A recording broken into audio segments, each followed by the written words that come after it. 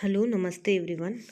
तो आज हम अलंकार का दूसरा टॉपिक या दूसरी क्लास शुरू करने जा रहे हैं। हमने पिछली क्लास में पढ़े थे अलंकार का अर्थ, अलंकार की परिभाषा, जिसमें विभिन्न आचार्यों के द्वारा क्या क्या परिभाषा दी गई, रामचंद्र शुक्ल ने क्या कहा, ये सब हम पिछली क्लास में पढ़े और काव्य की क्या लक्षण है ये भी हमने जाना। आज हम पढ़ेंगे अलंकार के भेद। तो काव्य के पठन या श्रवण से जो आनंद आनंद प्राप्त होता है उसमें भाषा का बड़ा महत्व होता है। हम पढ़ते हैं कि काव्य, अब काव्य को आपको समझना चाहिए कि काव्य क्या होता है। काव्य काव्य के अंदर देखिए कविता आती है, कहानी आती है, ये सब काव्य का ही पार्ट है। तो काव्य को पठन या पाठन या श्रवण से, या तो हम पठन करते हैं पढ़ते हैं, या हम पढ़ाते हैं, या हम सुनते हैं, तो इन तीनों में हमें जो आनंद प्राप्त होता है उसमें भाषा का बड़ा महत्व है। आपको पता है कि कोई कविता में भाषा अच्छी होगी तब वो हमें पढ़ने में मज़ा आएगा, पढ़ाने में भी मज़ा आएगा और सुनने में भी मज़ा आएगा। तो उसमें सब के लिए क्या जरूरी है? भाषा। भाषा शब्दमय स्वरूप का ही दूसरा रूप है। शब्दमय स्वरूप ही भाषा है, मतलब शब्दों का सही स्वरूप में प्रस्तुत करना ही भाषा है। शब्द के दो रूप होते हैं। अब आपको पता है शब्द के भी दो रूप होते हैं, एक उसका अक्षरात्मक रूप और दूसरा उसका अर्थमय रूप। मैंने अक्षरात्मक रूप बताया, अक्षरात्मक यानी अक्षरों की प्रधानता, ठीक है, और अर्थमय में अर्थ की प्रधानता, ये बात है इसके अंदर, ठीक है। ठीक है, जैसे कहीं पे मैंने पिछली क्लास में आपको बताया था कि च च शब्द की ज़्यादा से ज़्यादा आवृत्ति हो रही है, ठीक है।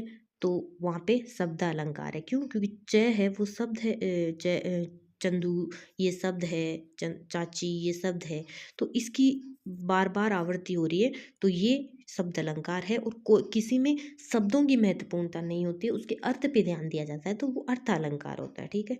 तो अक्षरात्मक शब्द के रूप के आधार पर अलंकार का पहला प्रयोग होता है शब्द अलंकार, और शब्द में निहित अर्थ को आधार बनाकर उसका दूसरा रूप होता है अर्थालंकार, ठीक है। शब्द और अर्थ के मिले जुले आधार को लेके कतिपय आचार्य अलंकारों के तीसरे भेद उभय अलंकार को भी मानते हैं। मतलब कुछ अलंकार आचार्य ऐसे होते हैं जो ऐसे मानते हैं कि एक तीसरा प्रकार भी होता है जिसमें अर्थ शब्द भी सम्मिलित होता है, शब्द की भी उतनी ही महत्वपूर्णता होती है जितनी अर्थ की, तो उसको क्या बोल गए?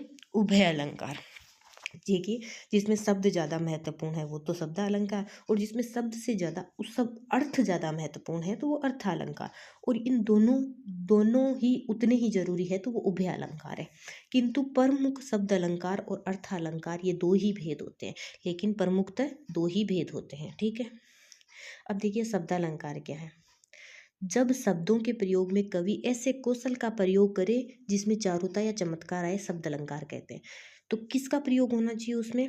शब्दों का। कवि किसका प्रयोग करे? शब्दों का। उचित शब्द होने चाहिए उसमें, कि उन शब्दों की वजह से है ना काव्य में क्या आ जाए? चारुता आ जाए, यानी काव्य बहुत ज़्यादा सुंदर हो जाए, या फिर उसमें चमत्कार आ जाए।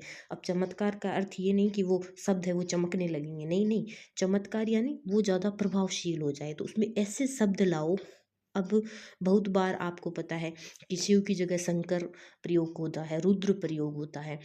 कहानी में हम कुछ भी बोल सकते हैं, कविता में हम शब्दों को चुन चुन के रखते हैं कि भाई उसमें लय ताल और शब्द है वो सही तरीके से रखा जाए जिससे वो ज़्यादा रोचक लगे। तो इसमें वही शब्द अलंकारों की बात की गई है। अब देखिए आगे एक उदाहरण बताया गया है कि भक्तों की भयंकर भूरी भीति भगाइए। अब देखिए ये एक लाइन है, भगवान भक्तों की भयंकर भूरी भीति भगाइए। यहाँ भय वर्ण का प्रयोग कई बार होने से एक चमत्कार की सृष्टि हुई है, और चमत्कार शब्दागत होने से शब्द अलंकार हो गया, ठीक है। अब नीचे एक देखिए, कनक कनकते सोगुनी मादकता अधिकार। यहाँ पे कनक शब्द दो बार आया है और अलग अलग अर्थों में आया दोनों बार। एक बार कनक का अलग मतलब, एक कनक का अलग मतलब प्रयुक्त होने से यहाँ पे यमक अलंकार है। अब इन दोनों में ही शब्दों की का खेल है। यहाँ पे कनक कनक आ गया। अब आप बताइए कि दो अर्थ निकलता है, तो एक का देखिए, एक का धतूरा है और एक का सोना है, तो यहाँ एक करने की जगह आप धतूरा भी लिख सकते थे, एक की जगह सोना भी लिख सकते थे। ऐसे भी लिख सकते थे कि धतूरा और सोना ते सोगुनी मादकता अधिकार, लेकिन उसमें क्या है, फिर वो चमत्कार खत्म हो जाएगा, इसलिए यहाँ पे कनक कनक लिखा गया। यही शब्दों का खेल है। अब यहाँ देखिए, भगवान भक्तों की भयंकर भूरी भी भगाइए। यहाँ भय भय आ रहा है, यहाँ भगवान की जगह यहाँ आप कुछ और लिख सकते थे, भक्तों की जगह और कुछ लिख सकते थे, भयंकर की जगह खतरनाक लिख सकते थे, लेकिन यहाँ पे भय भय ही लिखा गया है। क्यों? क्योंकि यहाँ पे शब्द अलंकार है और शब्दों की ज़्यादा महत्वपूर्णता है।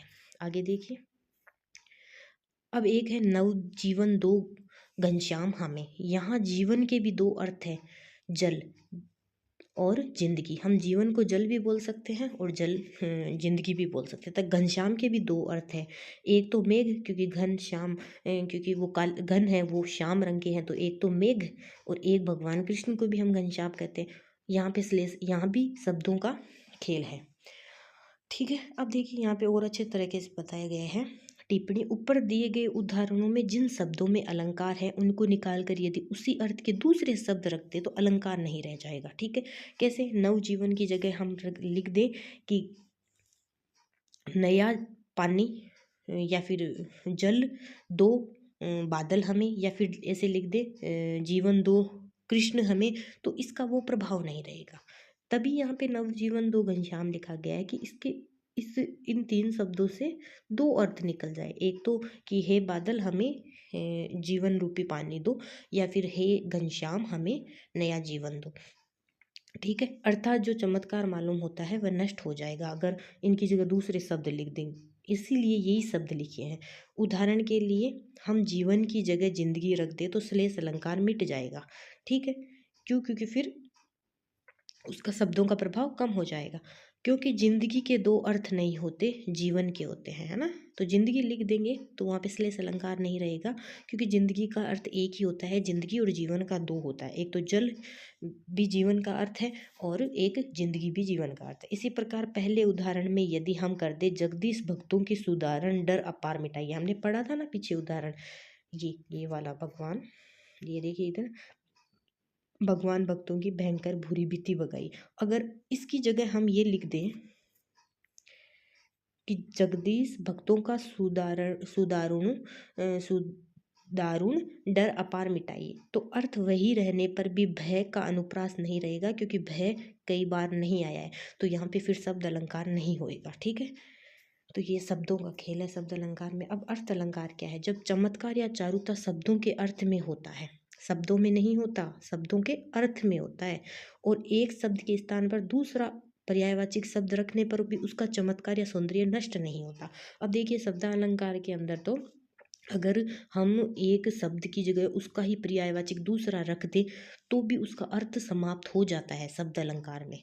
लेकिन अर्थ अलंकार में अर्थ इम्पोर्टेंट है, इसलिए शब्द अगर कमल की जगह हम नीरज भी रख दें तो भी उसमें ज़्यादा फर्क नहीं पड़ेगा और अर्थ वो का वो रहेगा। तो यहाँ पे अर्थ ज़्यादा महत्वपूर्ण है और शब्द अलंकार में शब्द ज़्यादा महत्वपूर्ण। अब देखिए यहाँ पे मुख मयंक सम मंजू मनोहर।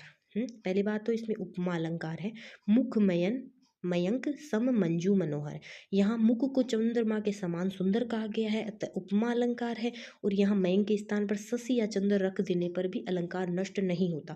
अगर यहाँ पे रख देना मुख चंद्रमा सम मंजू मनोहर तो भी उपमा अलंकार होगा।